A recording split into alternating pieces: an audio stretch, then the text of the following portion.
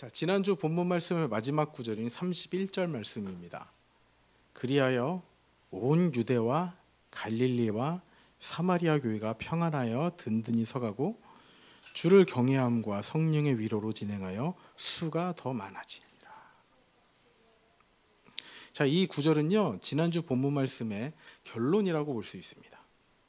자, 예수님을 믿은 사울이 교회 공동체 안으로 들어왔습니다. 그러면서 이제 전 생애가 그 율법 자체라고 할 수 있었던, 율법이 자신의 생애의 전부라고 할 수 있었던 사울이 이제 복음을 받아들이고 어떻게 변했는지에 대해서 살펴봤습니다. 즉, 이 사울에게 있어서 이제 복음의 알맹이를 경험하고, 그리고 지금까지 가졌던 율법의 열심을 통해서 어떤 열매가 맺어졌는지, 그리고 교회 공동체 또한 이 사울을 어떻게 받아들였는지에 대해 살펴보면서 그 결론의 말씀이 이 31절인 거예요. 교회가 평안해져 갔다는 것이죠. 든든히 서갔다는 것이죠. 이 다메섹 교회뿐만이 아니라 예루살렘 교회에 이제 사울이 교회 공동체의 일원으로 들어오면서 이런 과정들을 통해서 교회가 든든히 서갔고, 그 결론이 이제 이 31절 말씀이었던 겁니다. 자, 그런 면에서 보자면 이 31절 말씀은요, 이제 오늘 말씀의 서론 역할을 한다고도 볼 수 있어요. 일단 먼저 우리 사도행전 1장 8절 말씀을 다시 한번 되돌아보도록 하겠습니다. 우리 다시 한번 읽어볼게요. 시작. 오직 성령이 너희에게 임하시면 너희가 권능을 받고 예루살렘과 온 유대와 사마리아와 땅끝까지 이르러 내 증인이 되리라 하시니라. 자, 31절에 의하면 온 유대와 갈릴리와 사마리아 교회가 든든히 서가고 있다고 말씀하고 있습니다. 자, 이 유대, 갈릴리, 사마리아는 이제 지금의 우리나라로 따지면 이제 도 개념이에요. 이제 위부터 생각하면은 갈릴리가 제일 위고요, 사마리아가 그 아래고 유대가 이제 그 아래 지방입니다. 갈릴리, 사마리아, 유대예요. 그래서 이제 이 온 유대, 갈릴리, 사마리아 교회가 든든히 서가고 있었고요. 자, 이 말씀을 1장 8절과 비교하면은요, 이제 예루살렘은 유대에 있는 도시입니다. 예루살렘과 온 유대와 예루살렘에서 시작해서 온 유대로 퍼져나갑니다. 그리고 이제 원수로 여겼던 위에 있는 이제 도시 사마리아의 복음이 전해지고 땅끝까지 퍼져나간다는 거예요. 자, 그 의미로 살펴보자면 땅끝이 남은 겁니다. 자, 이 땅끝, 우리 8장에서 살펴봤던 것처럼 빌립이 에티오피아 내시를 만나면서, 그리고 그 가운데 복음이 땅끝으로 전해질 확장되어 갈 준비가 되어지고 있는 것을 우리가 살펴봤던 거예요. 또 예루살렘에도 마찬가지입니다. 세계 각처에서 온 디아스포라 유대인들도 예수님을 믿게 된 것을 본 거예요. 이제 이들이 고향으로 돌아가면서 이제 세계 각처에 복음이 확장될 준비가 되는 것을 보고 있는 거예요. 자, 그 가운데 이제 복음이 땅끝으로 향해 가는 그 역사가 어떻게 준비되고 어떻게 이루어질지에 대해서 이제 오늘 본문 이제 9장 32절부터 12장까지 이제 그것에 대한 이제 준비 과정에 대해 기록이 되어 있는 겁니다. 자, 그래서 오늘 본문을 보시면 갑자기 중심 인물이 바뀌어요. 오늘 본문의 사역의 중심 인물로 누가 등장을 하고 있죠? 누구예요? 한번 보세요. 누가 등장을 하고 있죠? 베드로예요, 베드로. 이제 뭐 갑자기 사라졌던 베드로가 다시 9장에 등장하는 그 이유가 있는 겁니다. 즉 베드로가 등장을 해야 하는 이유가 있는 거예요. 그래서 이 본문 자체의 의미도 여러분 중요하지만 본문의 구성이 주는 의미가 또 있는 거예요. 이 내용을 우리가 차근차근 살펴보도록 하겠습니다. 이 베드로가 등장해야 하는 이유에 대해서는 이제 우리가 10장, 11장을 가면서 더 명확하게 드러날 거예요. 그 가운데 오늘의 본문의 내용을 간략하게 정리해 드리도록 하겠습니다. 오늘 본문에는 크게 세 가지 사건이 등장하고 있어요. 자, 첫 번째 33절입니다. 우리 33절 한번 읽어볼까요? 33절입니다. 시작. 거기서 애니아라는 사람을 만나매 그는 중풍병으로 침상 위에 누운 지 8해라. 이 베드로가 애니아라는 중풍병자를 치료합니다. 자, 두 번째 사건은 36절부터 시작을 하고 있어요. 36절도 다 같이 읽어볼까요? 시작. 요바에 다 같이 읽습니다. 시작. 요바에 다비다라는 여제자가 있으니 그 이름을 번역하면 도르가라. 선행과 구제하는 일이 심히 많더라. 다비다라는 여제자, 도르가다라고도 합니다. 이 다비다라고 하는 여제자가 있는데 이 여제자가 죽어요. 근데 그가 살아나는 기적이 일어납니다. 보통 오늘 본문을 얘기할 때 이 두 가지 사건을 중요한 사건으로 보고 있습니다. 애니아라는 중풍병자가 치료되고 이제 다비다라고 하는 여제자가 살아난다. 이 두 가지 사건을 오늘 본문의 중요한 사건으로 보고 있는데 저는 이해 못지않게 중요한 사건 한 가지가 더 있다고 생각이 들어요. 어떤 사건인가 하면 43절입니다. 우리 43절 말씀 다 같이 읽어볼게요. 시작. 베드로가 요바에 여러 날 있어 시몬이라 하는 무두장이의 집에서 머무니라. 이 베드로가 무두장이의 집에 초대를 받아 그 집에 머무른 일, 이 일이 오늘 본문의 세 번째 주요 사건인 거예요. 자, 과연 이 세 가지 사건이 땅 끝까지 복음이 전해지는 것과 어떤 연관이 있는지, 왜 베드로를 통해서 이 일이 이렇게 진행되어야 하는지, 그 가운데 오늘 말씀이 우리에게 주는 교훈이 무엇인지에 대해서 우리가 차근차근 살펴보도록 하겠습니다. 자, 첫 번째입니다. 첫 번째 메시지는 이거예요. 예수님의 이름에 능력과 생명이 있다는 겁니다. 자, 예수님의 이름에 무엇이 있다고요? 능력과 생명이 있다는 거예요. 자, 32절을 보시면 베드로가 사방으로 두루 다니다가 룻다라는 지방에 도착을 했습니다. 자, 일단 이 32절 말씀에도 참 은혜로운 부분이 있습니다. 자, 8장에 보시면 예루살렘 교회의 박해가 시작이 됐을 때 성도들은 전부 다 흩어졌습니다. 그죠? 그런데 사도들은 어떻게 했습니까? 사도들은 예루살렘 교회를 지키고 있었어요. 박해가 있을 때는 박해의 중심인 예루살렘에서 교회를 지키고 있었습니다. 이제 박해가 끝나고 교회가 평안해졌을 때는 지금 사도들은 어떻게 하고 있는 거예요? 사방에서 두루다니면서 복음을 전하고 있는 겁니다. 박해가 있을 때는 그 박해의 중심지에서 교회를 지키고, 평안할 때는 흩어져서 복음을 전하고, 이것이 사도의 모습이었던 거예요.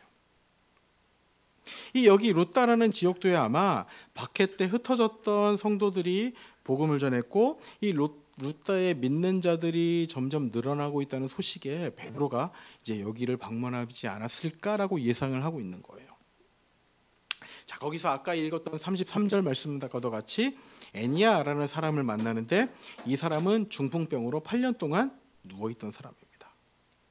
베드로는 이 사람에게 어떻게 하는가? 우리 34절 말씀 다 같이 읽어보겠습니다. 34절 시작.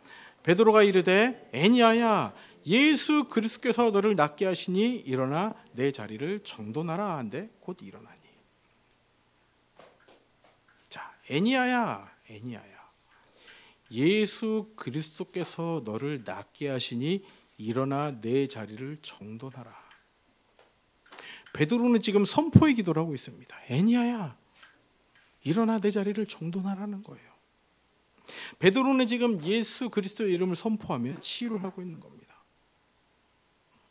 자, 이 기도를 잘 기억하시기 바랍니다. 결론에서 이 부분을 조금 더 세세하게 설명을 드리도록 하겠습니다.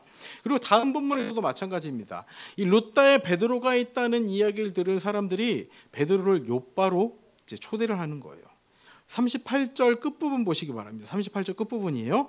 자, 지체 말고 와달라고 간절히 베드로를 청하고 있는 겁니다. 자, 이렇게 간청하는 이유가 무엇인가 하면 이 다비다라고 하는 여제자가 죽었어요. 이 다비다가 어떤 인물이었는지를 자세히 알려면 39절을 보시면 알 수 있습니다. 자, 39절입니다. 베드로가 일어나 그들과 함께 가서 이르매, 자, 이제 그들이 데리고 다락방에 올라가니 모든 과부들이 베드로에게 이렇게 합니다. 베드로 곁에 서서 울며 도르가가 그들과 함께 있을 때 지은 속옷과 겉옷을 다 내보이는 거예요.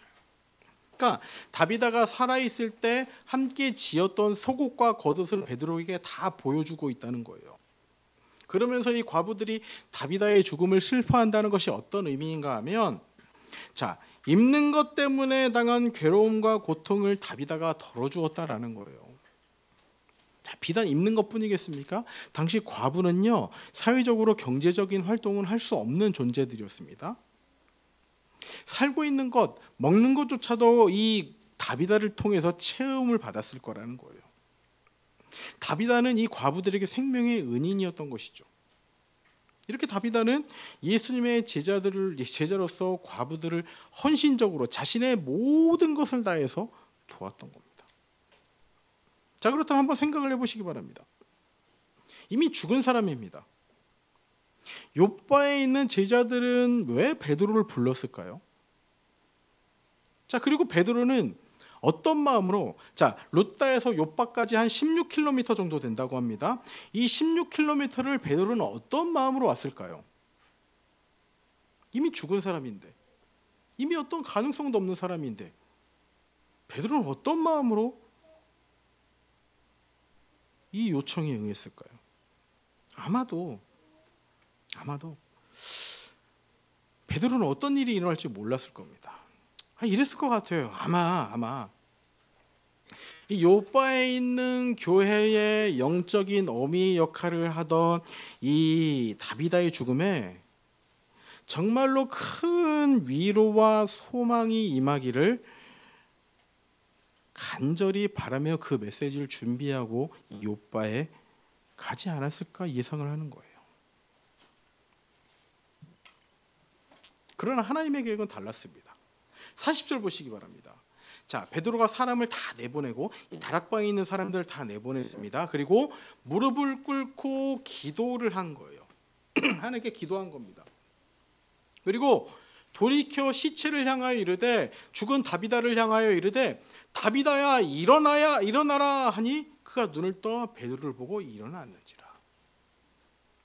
이 베드로가 사람들을 내보내고 홀로 기도하면서 어떤 응답을 받았을 것 같아요. 물론 당연히 다비다에 관한 것이겠죠. 하나님께서 어떤 응답을 하셨고 그 응답을 가지고 그 다비다를 향해서 다비다야 일어나라라고 했던 겁니다.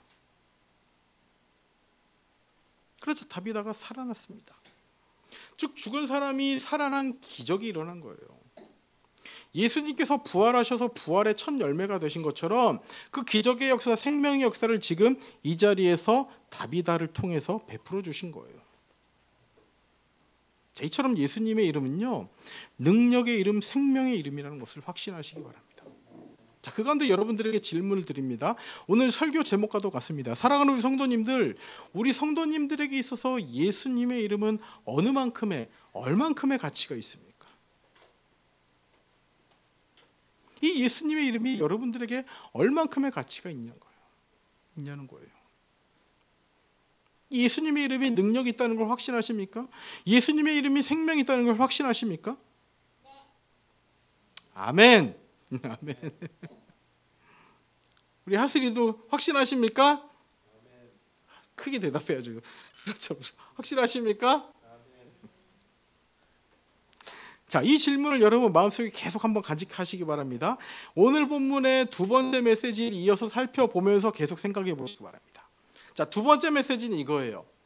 예수님의 이름에 능력과 생명이 있다. 지금도 여전히 영원이라는 거예요. 자, 오늘 말씀이 정말 중요한 의미가 있는 이유가 있어요. 자, 오늘의 이 두 가지 사건을 다시 한번 살펴볼 겁니다. 자, 첫 번째 사건이었던 중풍병자 애니야를 일으킨 사건입니다. 우리 34절 말씀 제가 자막으로 띄웠습니다. 다시 한번 읽어볼게요. 34절 큰 목소리로 읽으시기 바랍니다. 시작. 베드로가 이르되 애니야야 예수 그리스도는 너를 낫게 하시니 일어나 내 자리를 정돈하라. 자, 혹시 이 구절을 보시면 여러분 혹시 떠오르는 구절이나 어떤 사건이 있으세요?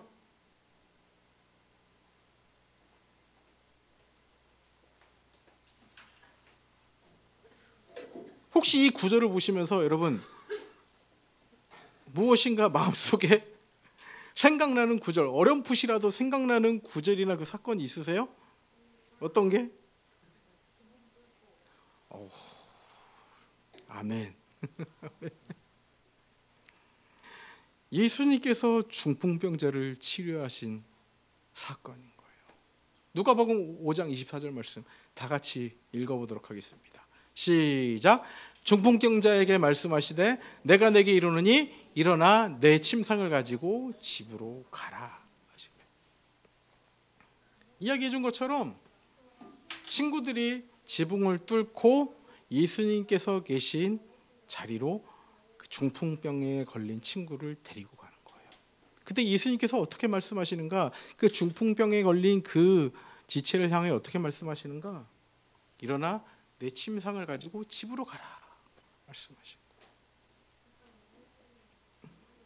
즉 지금 베드로가 행하고 있는 기적은 예수님께서 중풍병자를 치료하신 사건과 일치하는 사건, 동일한 사건이라는 거예요. 자, 그렇다면 두 번째 사건도 어떨까요? 여러분, 두 번째 사건 9장 40절 뒷부분입니다. 다 같이 읽어볼게요. 이제 자막으로 띄웠습니다. 다 같이 읽어볼게요. 시작. 베드로를 보고 일어나 앉는지라. 자, 혹시 이 말씀을 보면 여러분 어떤 사건이 떠오르세요? 뭐가 떠오르세요 혹시?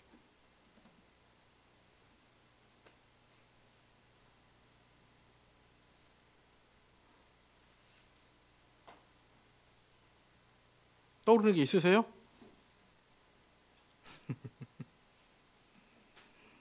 있으세요? 어떤 거?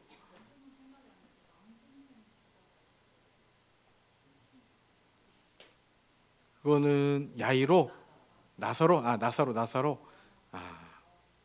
네. 요한복음에 있는 나사로 사건. 네. 세모 드리겠습니다.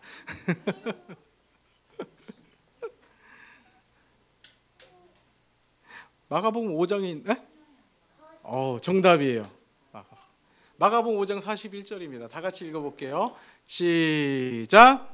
그 아이의 손을 잡고 이르시되 달리다굼 하시니 번역하면 곧 내가 내게 말하노니 소녀야 일어나라 하십니다.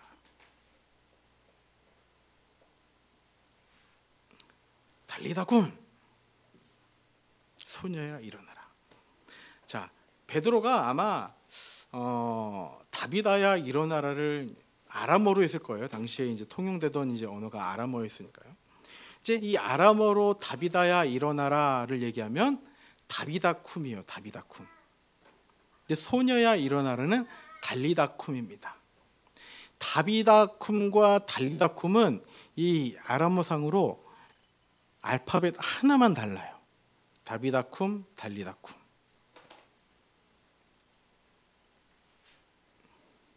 그러니까 지금 베드로가 이 다비다를 살리고 있는 사건은 마가복음 5장에 기록된 달리다쿰, 이 소녀를 살린 사건과 일치하는 사건이라는 거예요.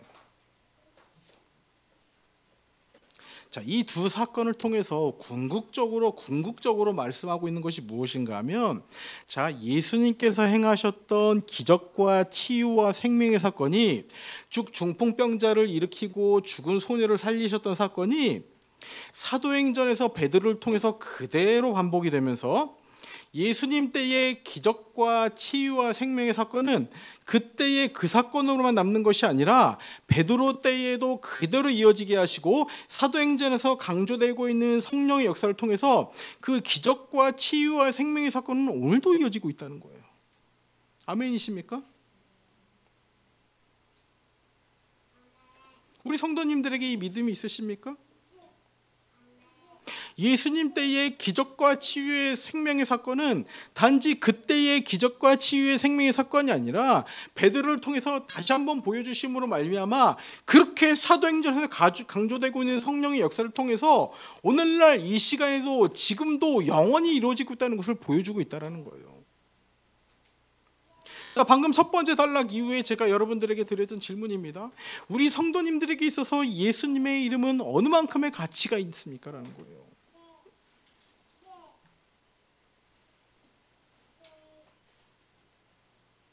제가 대학부 때 있었던 일입니다.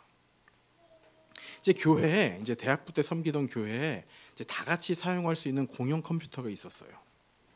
이제 한 후배가 이제 교회 컴퓨터에서 이제 파워포인트로 과제를 하고 있는 중이었습니다. 이제 그때는 당시에는 여러분 USB가 없던 시절이었어요. 이제 다들 아시죠? 그때는 그 3.5인치 플로피 디스크 그거를 가지고 다니던 시절이에요. 그때는 지금처럼 인터넷을 그렇게 편안하게 사용할 수 있던 때도 아니고 와이파이 이런 것도 없던 그런 시절이었습니다. 그래서 이제 이 후배가 파워포인트 과제를 끝내지 못해서 과제 파일을 자신이 가지고 온 플로피 디스크에 저장을 하고 이제 과제를 이어서 해야 되잖아요.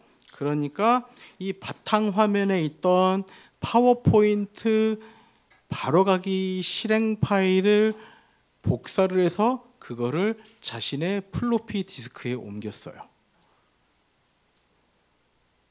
자, 이 후배가 집에 가서 자신의 플로피 디스켓에 있는 파워포인트 바로가기 실행 파일을 실행시키면 여러분 이 파워포인트가 실행이 될까요? 안 돼요. 안 돼요.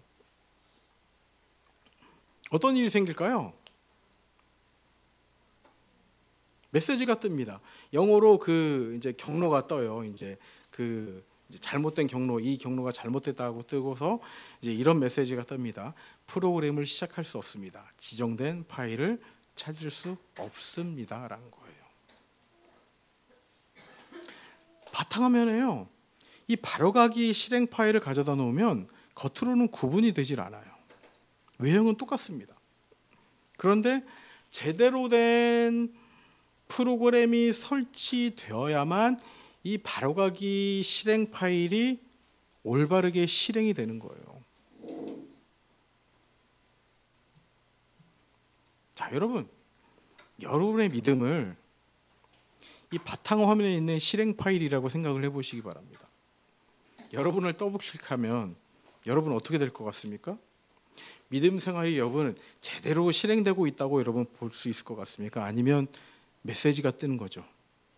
성령님의 역사를 시작할 수 없습니다. 믿음을 찾을 수 없습니다. 이렇게 뜨는 거죠. 그런 메시지가 뜰 것 같습니까?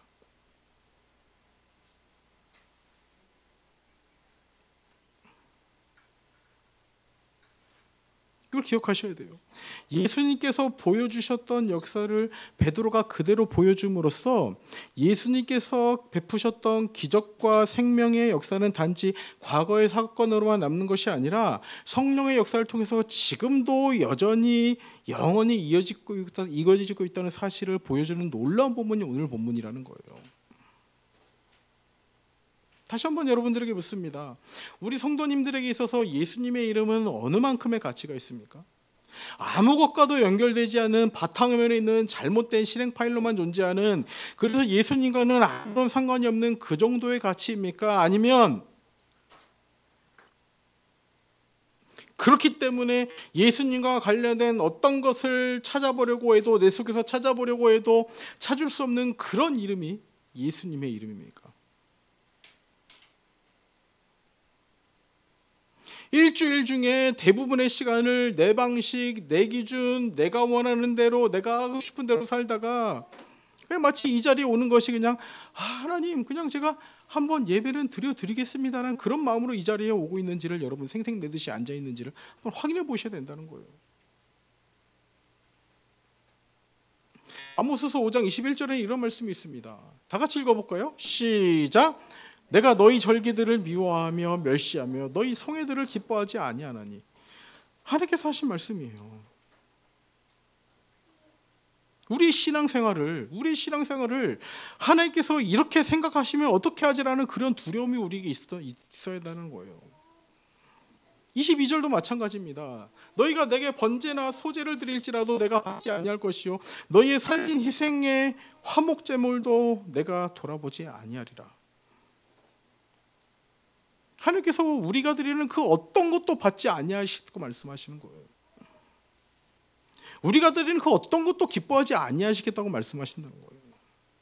그래서 여러분, 예수님께서 내게 너희 믿음을 내게 보이라 말씀하신다면 여러분, 여러분에 있는 무엇을 예수님께 꺼내 놓으시겠습니까?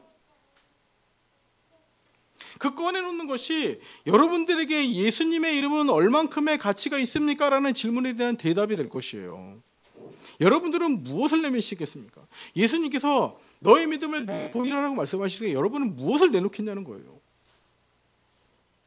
예수님의 이름의 능력은 지금도 여전히 영원히 능력이 있는데 그 이름을 붙드는 게 아니라 다른 것을 붙들고 있다면 빨리 내려놓고 예수님의 이름을 붙들어야 한다는 것이죠. 예수님의 이름과 상관없이 살고 있다면 그 모든 것을 내려놓고 다시금 예수님의 이름을 붙들기 위해 노력해야 된다는 것이죠. 우리 삶에 그런 확신과 믿음이 있냐는 거 묻는 겁니다. 아모스서에 말씀하시는 이 하나님의 무관심이 우리에게 두려움으로 다가왔으면 좋겠다는 거예요.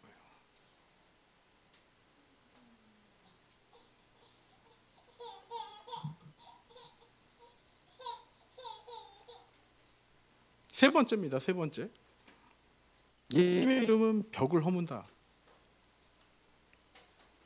자, 베드로가 기적을 베풀고 많은 사람들이 예수님을 믿었습니다. 그 가운데 베드로는 이 욥바에 며칠을 많은 날들을 머무는데 어디에 머물렀는가? 43절 말씀 우리 다시 한번 읽어볼게요. 43절 다시 한번 읽습니다. 시작.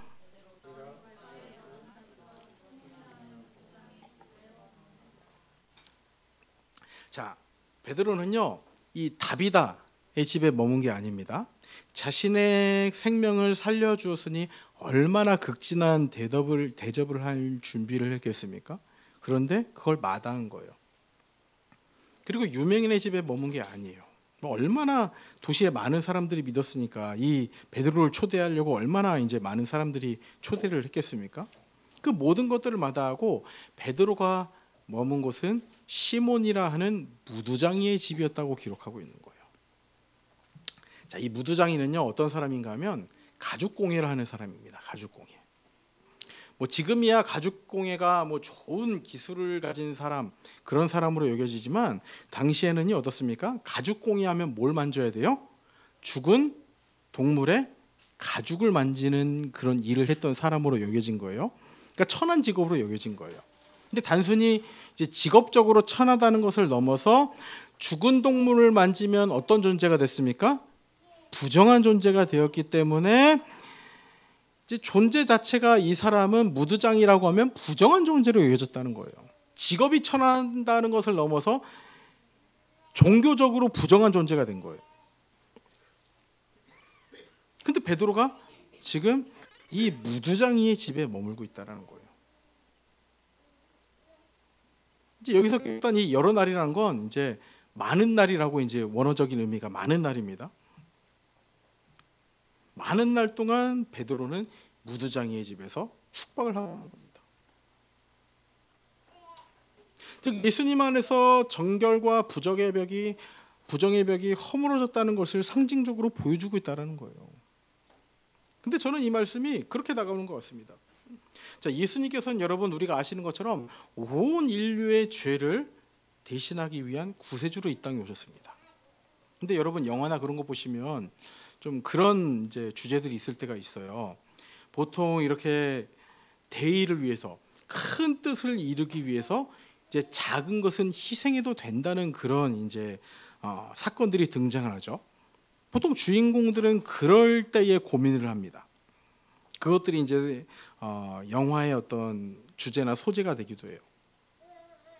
근데 오늘 예수님께서 행하셨던 기적과 생명의 사건, 이 사건을 베드로가 그대로 보여주면서 여전히 지금도 오늘도 그리고 영원히 예수님의 이름의 능력이 이어지고 있다는 것을 보여주고 있는 그 가운데 베드로가 무두장이의 집에 머무르는 것을 결론으로 맺으면서 이 예수님의 생명 역사는요 그냥 큰 대의, 예수님의 그 역사는 큰 일을 이루게 하는 그 놀라운 역사다라는 것을 놀라운 역사로 존재한다는 것을 보여주는 것뿐만이 아니라 그 가운데 있는 여러분 소외되고 부정하고 힘없고 연약하다 여겨지는 그 한 사람도 놓치지 않고 있다는 메시지를 보여주고 있다는 생각이 드는 거예요.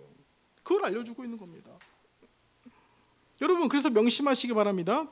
우리 귀한 성도님들, 예수님의 기적과 생명의 놀라운 역사는 오늘날도 지금도 이 시간 우리에게 유효합니다. 아멘이십니까? 그 가운데 아무리 힘없고 연약하고 신앙이 없고 믿음이 없다 생각되는 존재라 할지라도 그 사람을 위한 예수님의 은혜가 준비되고 있다는 거예요. 아멘이십니까? 이걸 알려주시기 위해서 예수님은 벽을 허무신다는 거예요. 의심의 벽, 불신의 벽, 선입견의 벽, 그 모든 벽들을 허무시고 예수님께로 다가올 수 있도록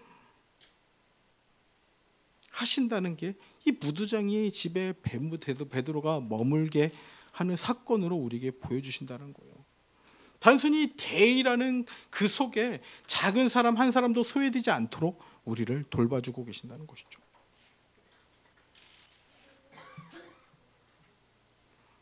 이제 말씀을 마무리하도록 하겠습니다.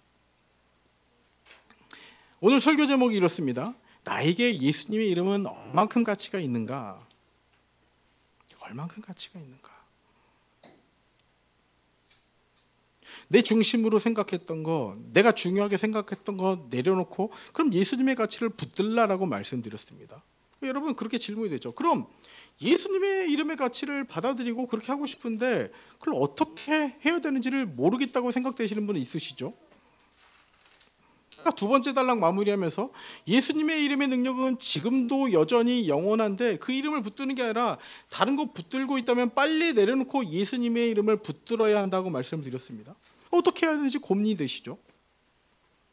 이 해답은요, 여러분, 오늘 베드로의 기도가 보여주고 있다고 확신합니다. 자, 오늘 두 사건에서 베드로가 보여준 기도가 어떻습니까? 애니야를 치료할 때 베드로가 어떻게 기도했어요? 한번 보세요. 애니야를 치료할 때 베드로는 이렇게 기도했습니다. 예수 그리스도께서 너를 낫게 하시니 일어나 내 자리를 정돈하라라고 기도합니다. 목사님, 이게 기도인가요? 한번 보세요.